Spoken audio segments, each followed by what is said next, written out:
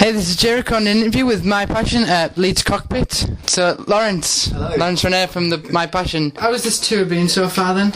This tour's probably been the best one we've done on our own so far, so it's like really encouraging, because we had our album tour in the summer, which is kind of when we just started getting exposure, and we were releasing our debut album, and since then we've kind of, you know, we've appeared on telly, on Kerrang, Enemy and Scuzz, you know, sort of on the sort of cable channels.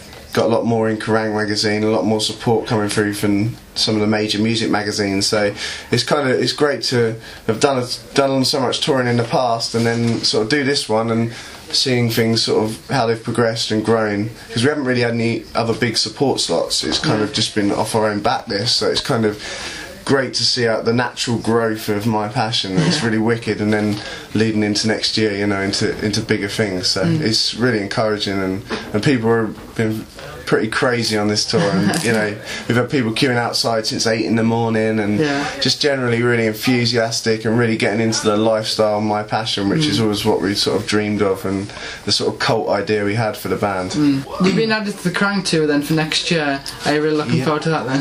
Very excited. We can't believe it. That was what we dreamed of doing, you know. That's perfect for next year, to start 2010, and then hopefully from there it's going to be sort of where we can move on and hopefully be playing bigger venues and doing bigger supports as well, so it's kind of the best start we could have hoped for, really. And did they get in contact with you then? Yeah, they wanted us to do it, so it's great.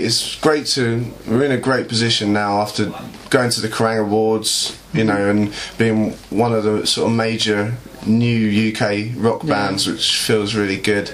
And obviously us and Young Guns have gone on to open up the Kerrang tour with the Blackout and All Time Low, so it's a sick lineup, and I think we'll do really well from it. Now you have the My Passion fashion. Did you guys design that concept and the clothes yourself, then design it yourself? Yeah, we design all the merchandise. All it is really, it's a merchandise range, but it's kind of got its own entity as well, and it's kind of, I don't know, people can, you know, they always want to get the latest t-shirt that's come out, you know. It's kind of like a fashion range. It's like, we see a lot of bands who kind of just sort of do a dark print on a t-shirt sort of in the corner, and it's kind of, you don't really know, but you know, we've tried to develop a brand that sort of, you see it and you kind of link that straight to My Passion and My Passion Fashion, the brand, and build up its sort of own identity as well, and kind of people really get into it and they buy every single t-shirt, and it's just helped us survive and live, and it's helped My Passion grow and sort of thrive a bit, so it's definitely been a really positive thing to do.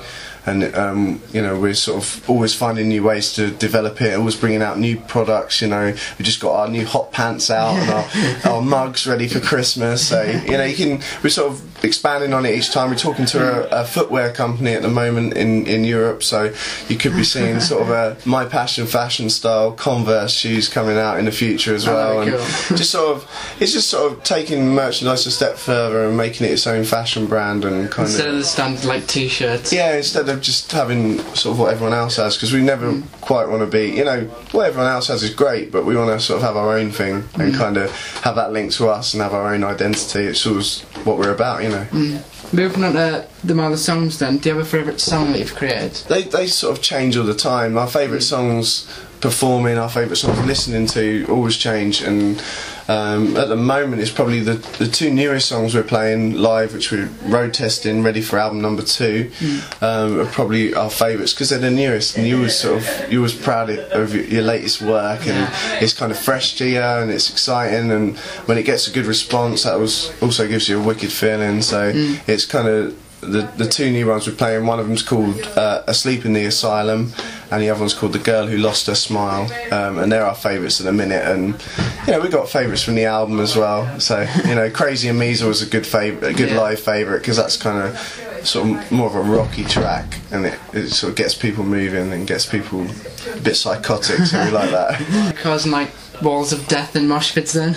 A little bit, but it's kind of more than organised carnage. It's kind of like just random, you know, I think they get it off me. It's just kind of a random freak kind of reaction to the music. So anything could happen. They could throw themselves against a wall or jump from something very high, just like I do, you know. And that's the sort of, we start seeing people reacting like that, and that makes us feel good as well. Do you like to get involved when you like going to a concert yourself then in the mosh pits and that, like to dive in? I'm not really. I'm more of I'm more of the mature listener at the back, sort of, you know, really enjoying it and listening and taking in the whole performance. And I suppose my time comes when I get up on stage and I change into that character. You know, I like having the two sides to me: the sweet gentleman off stage, and then on stage sort of the raging lunatic. So I don't mind it like that. What was your first gig you ever went to then? Do you remember? It was probably when my dad took me to see David Bowie at Wembley Arena, which was amazing. And I remember walking as a small boy through hordes of people who just looked like the weirdest people I'd ever met, and that obviously had an impact on me. And at the same time, my mum took me to raves, which aren't gigs, but they're illegal raves in factories and woods. So it's kind of, there was like a clash of cultures and everything. So that definitely had an impact on me growing up, you know. But my heart was always with sort of rock music and punk and metal. Even and we love pop music as well. But that sort of seeing David Bowie when I was a youngster definitely inspired me to sort of pick up a guitar and perform, I guess, and a lot of bands since then have influenced me, you know. And then obviously the vibe you get at a rave is kind of a different thing. It's kind of it's a positive thing, I think.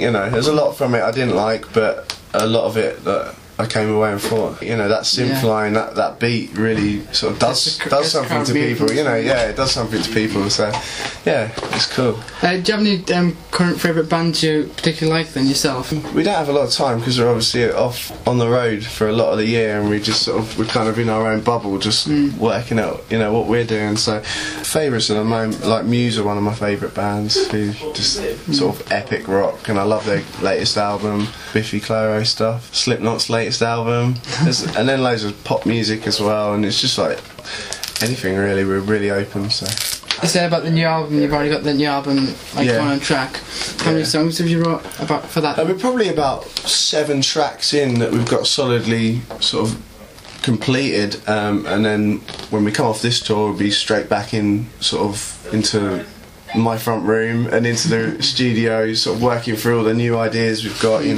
There's lots of ideas that we still haven't worked on, so it's just finding the time in between touring, but we want to be able to do that ready so that mid next year we're ready to go and record album number 2.